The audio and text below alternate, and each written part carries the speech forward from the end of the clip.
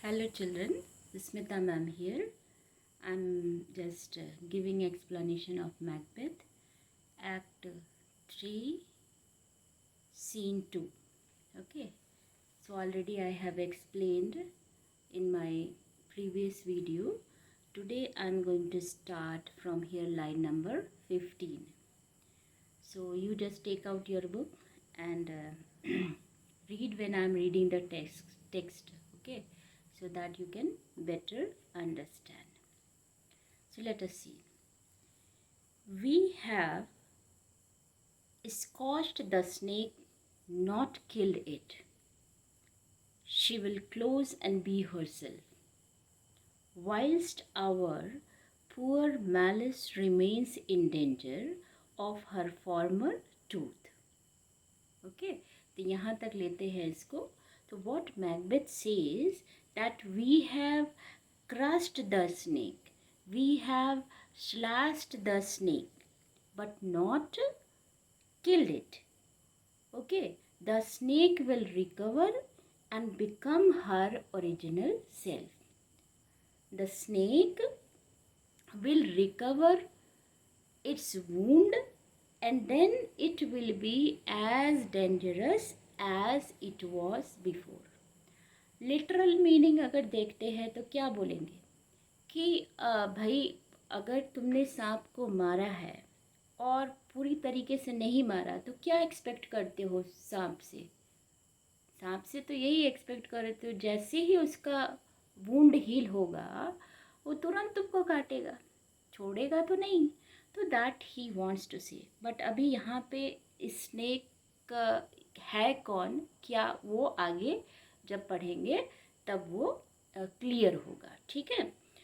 Okay, then what he says कि but let the frame of things disjoint, both the world suffer, or we will eat our meal in fear and sleep in the affliction of these terrible dreams that shake us nightly. ऐसे जब अलग अलग करके पढ़ोगे ना तब अच्छे से समझ में आएगा. ठीक है.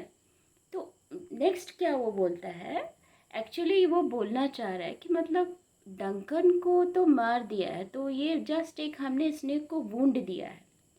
बट जो डंकन के जो लोग वेल विशर्स है वो लोग अभी भी जिंदा है और किसी भी टाइम वो क्या है वो हमसे मतलब वो बदला ले सकते हैं. हाँ, तो ये बात कहना चाहता है. तो क्या है कि अगर तुमको पता है कि हमने मतलब किसी का मर्डर किया है बट उसके फ्रेंड्स अभी जिंदा हैं तो वो मेरा मर्डर करेंगे. ठीक है.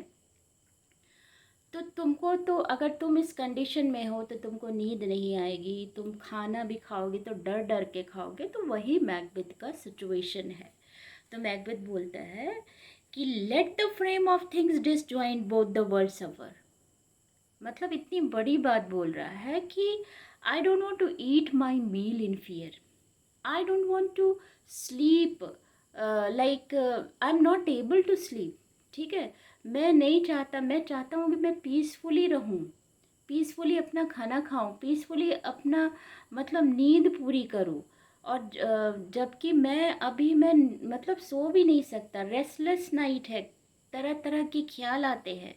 तो मैं बोलता है कि let the frame of things, जो ये यूनिवर्स जिन चीज़ों से बना है सब डिस्टर्ब हो जाए, बोथ द वर्ल्ड सफ़र, मतलब हेवन भी सफ़र करे, अर्थ भी सफ़र करे. लेकिन मतलब मैं अगर अच्छा नहीं हूँ तो सारी चीज़ें सफ़र करें, इसलिए वर्ल्ड को अच्छा होना ही पड़ेगा. ठीक है. तब क्योंकि मतलब मैं केयर नहीं करता, कुछ भी हो जाए, सब कुछ डिस्टर्ब हो जाए, but I want at any cost my peace of mind. ठीक है. समझ लो कितना ज़्यादा मैकबेथ जो है डिस्टर्ब है. फिर उसके बाद एक स्टेप और बढ़ता है कि better be with the dead whom we to gain our peace have sent to peace than on the torture of the mind to lie in restless ecstasy. ठीक है. अब क्या वो बोलता है कि इससे तो अच्छा होता कि मैं डेड के साथ रहता. मैं डेड के साथ रहता। डेड कौन है यहाँ पे? डंकन। डंकन के साथ ही मैं ग्रेव में रहता। तो ग्रेव में डंकन को किसने पहुंचाया? मैंने पहुंचाया, ठीक है। Have sent to peace means we have sent to peace मतलब किसको? डंकन को। और किस लिए? टू गेन आवर पीस, अपना पीस गेन करने के लिए हमने डंकन को पीस में पहुंचा दिया, ठीक है। और हम क्या है, मेरे पास क्या है? टॉर्चर ऑफ द माइंड और restless ecstasy. Restless ecstasy means कि जो एक्सटेसी मतलब तो ये बहुत सुप्रीम जॉय है, लेकिन मुझे मिला तो क्राउन, ये सुप्रीम जॉय था मेरे लिए, बट ये रेस्टलेस है, लेकिन मैं इस जॉय को इंजॉय नहीं कर पा रहा हूँ, ठीक है। तो ये ऑक्सीमोरन है, figure of speech oxymoron, two opposite words placed side by side. इसी तरह से मतलब अगर तुम्हें 1 मार्क्स का क्वेश्चन आ जाता है कि सेम वर्ड क्या लेडी मैकबेथ यूज़ की थी, तो इसके पहले वाला जो पैसेज देखोगे लेडी मैकबेथ का स्पीच, उसमें लेडी मैकबेथ ने यूज़ किया है डाउटफुल जॉय, तो उसको भी अंडरलाइन कर लेना। और यहाँ पे वो बोल रहा है restless ecstasy. Duncan is in a grave. अब डंकन तो तुम्हें मालूम ही है कि वो ग्रेव में है, ठीक है। After life's fitful fever he sleeps well. Okay, so Duncan क्या है? मतलब he sleeps, Duncan sleeps in eternal peace after the suffering of restless and frenzied life. जो रेस्टलेस लाइफ से डंकन अभी मुक्त हो गया है, वो आराम से सो रहा है, ठीक है। Treason has done his worst. Treason has done means treachery has treated him in the worst manner. भाई बहुत गंदे तरीके से धोखा मिला डंकन को, ठीक है। इन हिज ट्रेचरी कैसे ट्रीट किया डंकन को? बहुत ही वर्स्ट मैनर में ट्रीट किया। लेकिन अभी क्या पोजीशन है डंकन का? Nor steel nor poison malice domestic foreign levy nothing can touch him further. अभी क्या है कि अभी नीदर सॉड, ओके, तुम्हारा स्टील में सॉड, और कोई poison, nor poison nor domestic hostility nor foreign troops can hurt him any more. अभी वो एकदम पीसफुली ग्रेव में सो रहा है। तो मैकबेथ चाहता है कि इससे तो जिस कंडीशन में मैं हूँ, इससे तो अच्छा है होता कि मैं डंकन के साथ ग्रेव में रहता। और मैंने डंकन को मैं सोचा था मुझे पीस मिलेगा, बट मैंने क्या किया, मैंने तो उसी आदमी को ऐसे स्टेट में पहुंचा दिया, वो पीसफुल हो गया और मेरा पीस चला गया, ठीक है। Lady Macbeth, come on, gentle my lord, sleek over your rugged looks, be bright and jovial among your guests tonight. तो वो बोलती है कि अब मतलब ये सब मत सोचो, और अभी हम लोग पार्टी देने वाले हैं, तो बी जोवियल, अपना फेस का एक्सप्रेशन अच्छा रखो और गेस्ट को हम लोग वेलकम करेंगे, ठीक है। So shall I love and so I pray be you, let your remembrance apply to Banco, present him eminence. तो बोलता है so shall I, just I will do so, I will just put what a good expression on my face my love, but I am praying you do the same, ठीक है।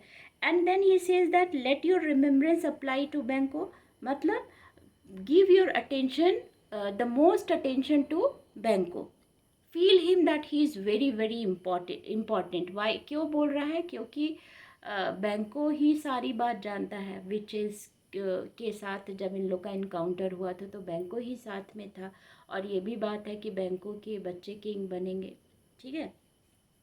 तो वो बोलता है कि बैंको को इम्पोर्टेंस देना, both with eyes and tongue, not with your eyes, अपने बात से भी उसको फील कराना कि ही is very very important, okay.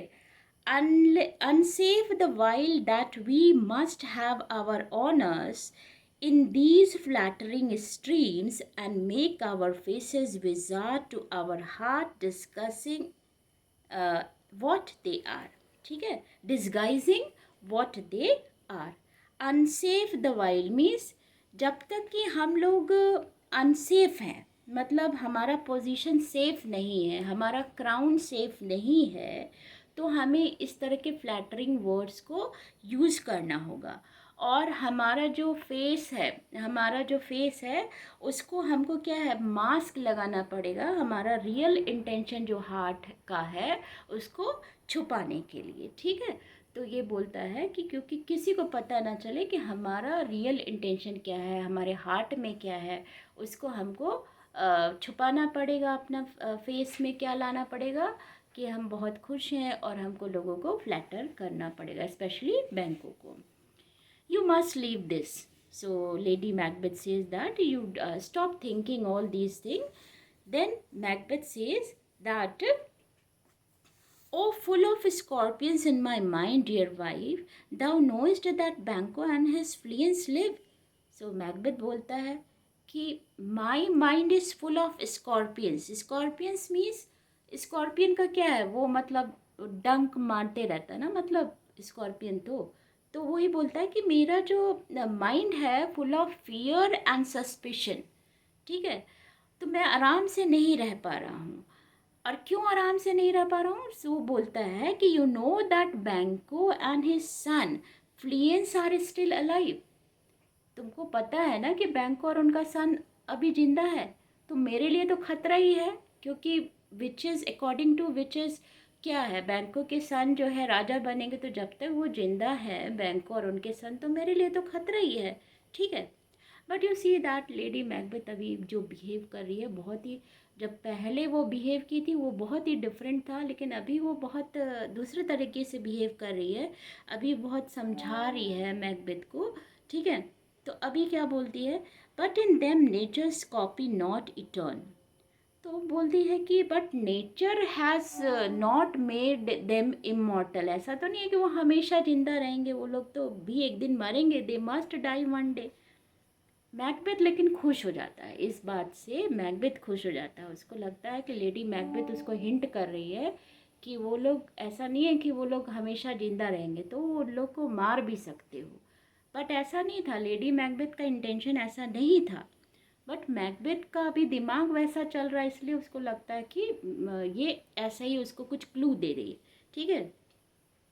Macbeth, there is comfort yet, they are assailable, then be thou jocund. तो बोलता है कि जो तुम बोल रही हो, there is a comfort in what you say, they can be killed. वो तो गलत मतलब निकाल लिया, they can be killed, and then you will be cheerful, ठीक है, तब तुम्हारे रास्ते में भी कोई वो नहीं रहेगा। हाँ, before the bat hath flown his cloistered flight, before the black hicket summons the shard-born beetle with his drowsy hums, hath rung's night yawning peal, there shall be done a deed of dreadful note. अब क्या बोलता है, उसको बताता है कि before the bat begins it's flight round the cloister of churches, ठीक है, रात में जब ये चमगादड़ उड़ता है, तो इसका मतलब कुछ ना कुछ गड़बड़ होने वाला है। क्यों? क्योंकि उसको सम्मन कौन कर रहा है, हिकेट। हिकेट कौन है, ये ग्रीक गॉडेस है जो एसोसिएट है अंडरवर्ड्स विच विच विच विच क्या हेड समझ लो। तो वो ही मतलब सम्मन कर रहा है कि अभी कुछ हम लोग को उल्टा सीधा काम करना है, ठीक है। Before the dung born beetle called upon by Hicket starts its humming that induces people to go to sleep at night. अब बीटल को भी जो हिकेट है वो बुला रहे हैं कि अब तुम लोग अपना हमिंग साउंड शुरू करो, जो कि सब लोग सो जाए। जब सब लोग सो जाएंगे तो हम लोग अपना क्या वो डरावना काम शुरू करेंगे, किसी को मारना है या कुछ भी, मतलब अब हम लोग का टाइम शुरू हो रहा है, लेट पीपल स्लीप।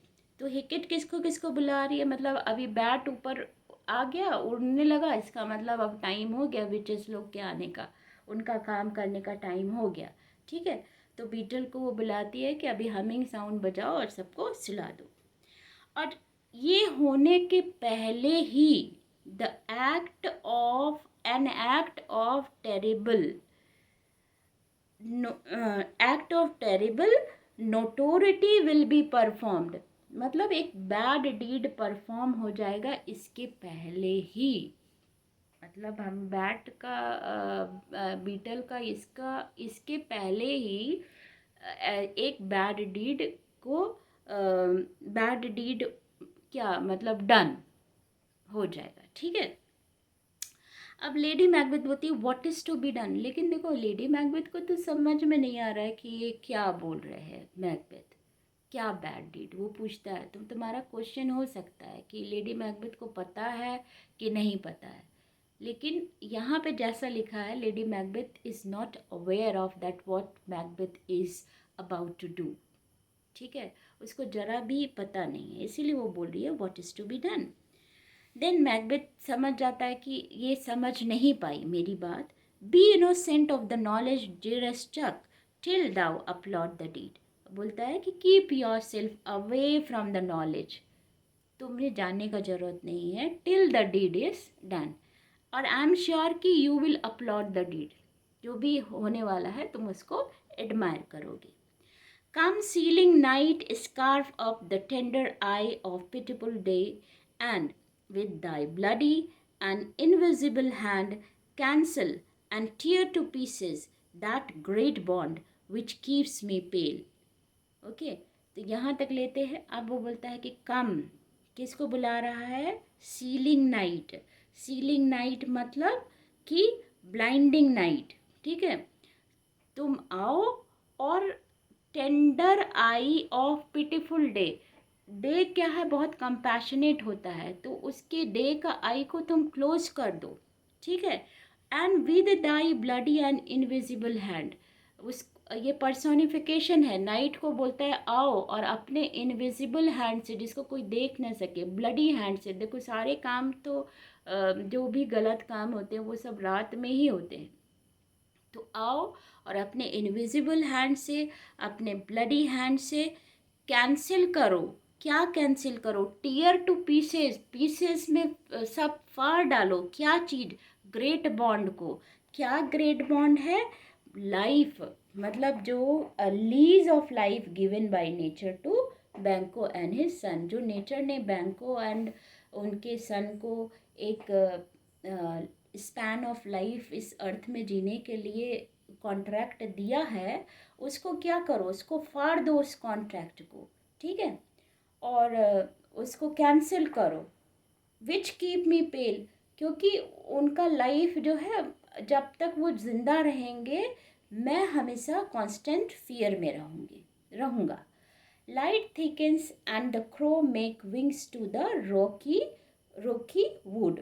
अब वो देखता है, बोलता है लाइट थिकन्स मतलब अब रात हो रही है, मतलब अंधेरा छा रहा है, और क्रो जो है वो अभी डेंस वुड में जा रहे हैं, अपने नेस्ट की तरफ जा रहे हैं, ठीक है। Good things of day begin to droop and drowse, अभी जो भी अच्छी चीज़ें हैं डे की, वो सारी क्या हो रही है, शांत हो रही है, और अब वो ड्राउजीनेस मतलब अब वो सोने के पोजीशन में आ गए हैं, जो गुड थिंग्स दिन के होते हैं, ठीक है।